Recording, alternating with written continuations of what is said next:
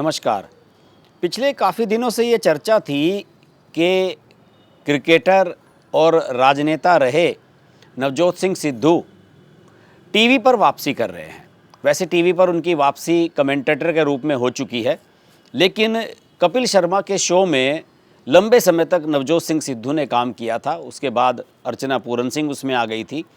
तो उसके बाद नवजोत सिंह सिद्धू की वापसी नेटफ्लिक्स के माध्यम से कपिल शर्मा के शो में हो रही थी। और नवजोत सिंह सिद्धू की वापसी के कारण इस बार का जो सीज़न है कपिल शर्मा के शो का, उसे लेकर बड़ा क्रेज बन गया था लोगों में कि साहब नेटफ्लिक्स पे सीज़न वापस आ रहा है, नए लेटेस्ट सीज़न आ रहा है कपिल शर्मा का। और जज की भूमिका में सामने जो होंगे, होस्ट की भूमिका में, वो अर्चना पूरन सिंह के साथ नवजोत सिंह सिद्धू भी होंगे। और ऐसा हुआ भी। अभी 21 जून को इसका पहला एपिसोड आया और इस पहले एपिसोड में गेस्ट के रूप में आए सलमान खान। वैसे सलमान खान की कोई नई फिल्म अभी हाल फिलहाल नहीं आई है। कुछ महीने पहले उनकी एक फिल्म आई थी सिकंदर, जो बहुत बुरी तरीके से फ्लॉप हुई। नेटफ्लिक्स पर वो फिल्म रिलीज हुई है, पता नहीं नेटफ्लिक्स पर भी उसे किसी ने देखा या नहीं। तो लोगों का ये मानना है कि नेटफ्लिक्स पे वो अपनी फिल्म सिकंदर को प्रमोट करने के लिए आए थे। अब पता नहीं कपिल शर्मा के शो में आने से उनकी फिल्म का प्रमोशन कैसे हो गया, लेकिन उस फिल्म को कोई देखा नहीं और ना किसी ने उस फिल्म को कोई वैल्यू दिया है।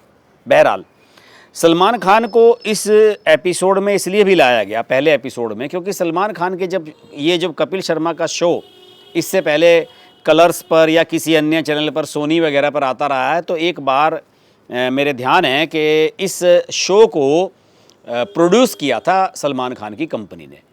एक समय कपिल शर्मा शराब में डूब गया था, उसका शो बंद हो गया था, कैरियर बहुत नीचे चला गया था। एक फ़िल्म करने के चक्कर में उसने अपना कॉमेडी का जो ये कैरियर था ये बर्बाद कर लिया था। तो इसी वजह से सलमान खान ने उसकी वापसी कराई थी और सोनी से जब वो शो कलर्स पर शिफ्ट हुआ था तो उसको सलमान खान ने प्रोड्यूस किया था। तो इसलिए उसके एपिसोड में भी सलमान खान पहली बार आए थे और इस सीज़न में भी सलमान खान पहली बार आए हैं। सलमान खान के इस एपिसोड में आने से इसको लेकर क्रेज़ तो था ही, मैंने भी ये एपिसोड देखा, लेकिन इस एपिसोड को देखने के बाद मैं जितना निराश हुआ मैं आपसे बता नहीं सकता। सलमान खान से मुझे ऐसी उम्मीद नहीं थी। सलमान खान, शाहरुख खान और आमिर खान, इन तीनों खान में मुझे सबसे ज़्यादा मैच्योर नज़र आते थे। लेकिन इस एपिसोड में उन्होंने जिस तरह के सेक्सिस्ट और आपत्तिजनक महिलाओं के बारे में जो गलत बयान दिए और जो बातें कही हैं, उस पर चर्चा करना तो बनता ही था। देखिए, इसमें सलमान खान ने कई टिप्पणियां की। एक तो सबसे बड़ी बात जो मुझे उनकी पसंद नहीं आई वो ये नहीं आई कि अभी आपको ध्यान होगा कि अभी 1.5-2 साल पहले की बात है, बिश्नोई गैंग ने उनके ऊपर हमला किया था, उनके घर पर गोली चला दी थी और उसके बाद क्या ज़बरदस्त सिक्योरिटी वहाँ पर कर दी गई थी। ये बात है पिछले साल, शायद सितंबर अक्टूबर की बात है, क्योंकि मेरे ध्यान है मैं उन्हीं दिनों मुंबई गया था। हम चुनाव के सिलसिले में मुंबई गए थे जब महाराष्ट्र के चुनाव हो रहे थे। तो हमने सोचा कि चलिए साहब सलमान खान से भी मिलाते हैं। तो जब सलमान खान के घर की तरफ गाड़ी मोड़ी तो बैरिकेटिंग कर दी गई थी पहले से ही, बहुत काफ़ी पहले, लगभग 100-200 मीटर पहले ही, और किसी को भी अंदर नहीं जाने दिया जा रहा था। इवन किसी गाड़ी को भी वहाँ से पास नहीं होने दिया जा रहा था। जबकि हम अमिताभ बच्चन के घर पर गए और बड़ी आसानी से अमिताभ बच्चन से मिलकर आए, लेकिन सलमान खान के घर पर फोर्स लगी हुई थी चारों तरफ। ये सुनने में आ रहा है कि वहाँ पर जहाँ कांच के शीशे लगे हुए थे वहाँ पर स्टील के शीशे लगा दिए गए हैं। सलमान खान सफ़र करते हैं तो बुलेट प्रूफ गाड़ी में करते हैं। हर समय 10-12 बॉडीगार्ड्स, प्राइवेट बॉडीगार्ड्स उनकी ड्यूटी में रहते हैं।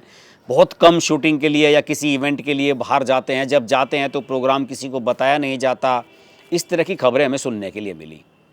लेकिन इस शो में, कपिल शर्मा के इस शो में बड़ी डींग हाँकी सलमान खान ने। सलमान खान ने सबसे बड़ी डींग तो ये हाँकी कि साहब हमारे घर पर तो खुला रहता है सब कुछ, कोई भी आ सकता है।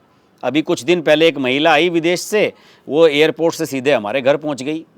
आपने सुना भी होगा, वो खबर अखबारों में भी छपी थी कि एक फ़ैन थी कोई, वो मिलने के लिए सलमान के घर पहुंच गई थी।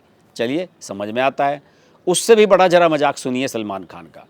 वो कहते हैं कि मेरे एक दोस्त अविनाश गोवारीकर, बहुत फेमस फोटोग्राफ़र हैं फैशन वर्ल्ड के, कि उनका कुछ घर का लफड़ा चल रहा था, तो वो कुछ समय के लिए मेरे घर पर आगे रहने के लिए कहने लगे कि साहब आपका घर खाली है क्या? तो मैंने कहा कि हाँ भाई, घर खाली है, 1-2 कमरे खाली हैं, आप रह लो यहाँ पे।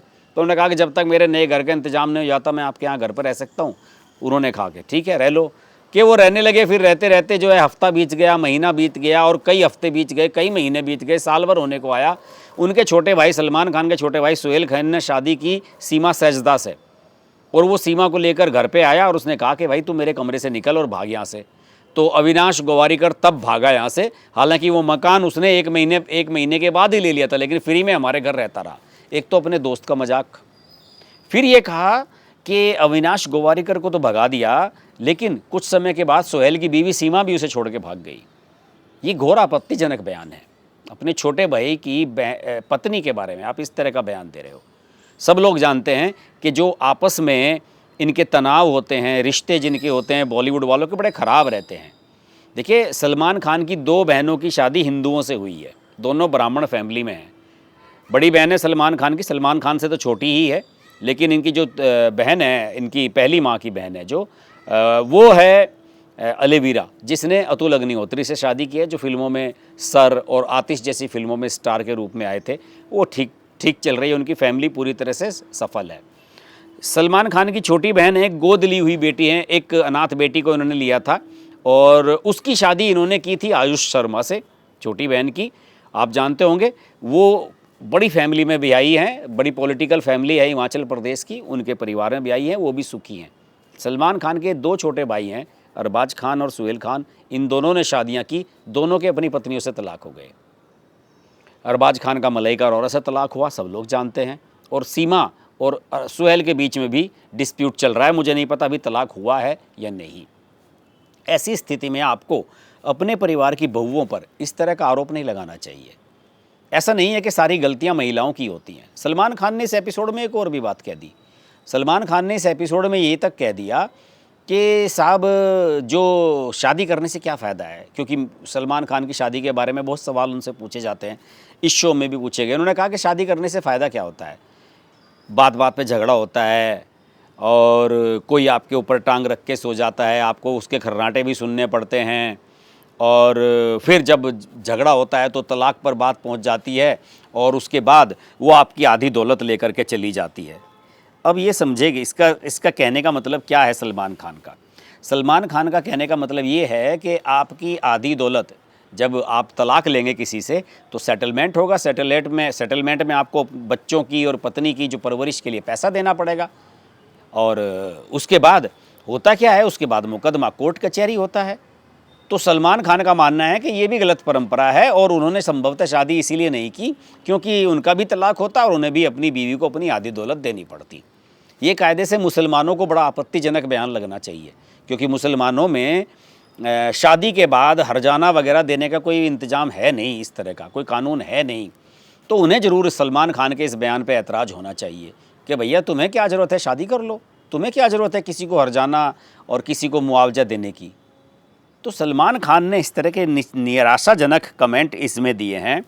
और वैसे एक चीज़ सलमान खान ने अच्छी की, आमिर खान का अच्छा मजाक बनाया। अभी आमिर खान ने अपनी जो गर्लफ्रेंड है लेटेस्ट, गौरी स्प्रैट, उसके बारे में मीडिया को अवगत कराया। 2 तलाक उनके पहले ही हो चुके हैं, दोनों से उनके 3 बच्चे हैं पहली पत्नियों से, और अब तीसरी शादी करने जा रहे हैं। तो सलमान खान ने कहा कि ऐसा है, आमिर खान है परफेक्शनिस्ट, जब तक उसकी कोई परफेक्ट शादी नहीं हो जाएगी वो शादी करता रहेगा। लेकिन उनका कहना था, फिर बाद में थोड़ा सा उन्होंने पैचअप भी किया कि अब लगता है कि जो तीसरी शादी वो संभवतः करेंगे तो इस बार उनकी परफेक्शनिस्ट वो पत्नी उन्हें मिल जाएगी। दोस्तों, इसमें एक और बड़ा खुलासा सलमान खान ने किया कि वैसे तो सलमान खान के बारे में मुझे नहीं पता कि इसमें कितनी सच्चाई है, लेकिन उन्होंने बातचीत के दौरान ये बताया कि वो 3 गंभीर स्वास्थ्य समस्याओं से जूझ रहे हैं। एक तो उन्होंने बताया ट्राइजेमिनल न्यूरोलजिया, एक बताया ब्रेन एंजुरिज्म, और एक बताया ऑटोरिवेनस मालफॉर्मेशन, जिसको EAVM कहते हैं। इसमें जैसे कि ट्राइजेमिनल न्यूरोलजिया है, इसमें एक दर्दनाक तीव्र बिजली के झटके जैसे चेहरे में आपको महसूस होते हैं, ये एक बीमारी होती है। ब्रेन एंजुरियम, इसमें मस्तिष्क में एक सूजी हुई जो ब्लड वेन होती है वो फट सकती है, और या रीढ़ की हड्डी की जो धमनियाँ होती हैं, मसल्स होती हैं, वो असामान्य रूप से काम कर सकती हैं। और ये जानलेवा भी हो सकता है। तो इन तीनों बीमारियों के बारे में उन्होंने बताया। 59 ईयर के हैं। उन्होंने कहा कि हम हर रोज़ हड्डियाँ तोड़ रहे हैं और ट्राइमेजिनल न्यूरोजेरिया, ब्रेन इंजूरियम, एवीएम से जूझ रहे हैं, लेकिन हम चलते रहते हैं और काम करते रहते हैं। उन्होंने अपने जो फैंस हैं उनको तो निश्चित रूप से शौक दिया होगा, लेकिन फिर भी उन्होंने ये दिखाने की कोशिश की मैं बड़ा बहादुर हूँ और उसके बावजूद भी मैं लगातार काम कर रहा हूँ। देखिए, इस तरह की बहादुरी दिखाना अलग चीज़ है। आप स्क्रीन पे दबंग बन जाते हैं, लेकिन जब पर्सनल लाइफ आती है तो आप डरपोक की तरह बिहेव करते हैं। आप सबको ये याद होगा कि जब इनकी एक फ़िल्म की शूटिंग राजस्थान में हो रही थी 1998 में, तो काले हिरण का शिकार इन्होंने किया था, जेल रहना पड़ा था। और राजस्थान का जो बिश्नोई समाज है काले हिरण को पूजता है। उन्होंने ही अप्रैल 2024 में उनके बांद्रा स्थित घर के बाहर गोलीबारी की थी और ये कहा था कि हम सलमान खान को छोड़ेंगे नहीं। अक्टूबर 2024 में सलमान खान के करीबी दोस्त बाबा सिद्दीकी की हत्या कर दी गई थी, जो एमएलए भी रहे थे कांग्रेस के, और एनसीपी शायद उन्होंने ज्वाइन कर ली थी। तो सलमान खान बड़ी मुश्किल में हैं इस समय। इस मुश्किल के दौर में उन्होंने कपिल शर्मा के शो में आकर जो बहादुरी दिखाने की कोशिश की है वो दोस्तों खोखली नज़र आती है। सलमान खान का जो दबंग वाला जो फेस है ना फिल्मों में, वो वास्तविक जीवन में एक डरपोक के रूप में नज़र आता है। वो कह तो रहे हैं कि मैं रात को पार्टी नहीं करने जाता, लेकिन हकीकत बात यह है कि वो डरते हैं कहीं बिश्नोई गैंग उनको ठोक न दे। तो स्क्रीन पर और रियलिटी में बहुत फ़र्क होता है। और सलमान खान जो स्क्रीन पर हैं वो अपने निजी जीवन में नहीं हैं। इस शो को देखने के बाद तो मेरे इतना ही समझ में आया कि भले ही कितने भी दबंग बनते हों, लेकिन हैं वास्तव में दब्बू ही। आज के वीडियो में इतना ही। वीडियो अच्छा लगे तो लाइक कीजिए, शेयर कीजिए, चैनल को सब्सक्राइब कीजिए, नोटिफिकेशन का बेल आइकन प्रेस कीजिए और जुड़े रहिए हमारे साथ। नमस्कार। अगर आपको हमारी वीडियो पसंद आई तो वीडियो को लाइक करें, चैनल को सब्सक्राइब करें और नोटिफिकेशंस के लिए बेल आइकन को प्रेस करें।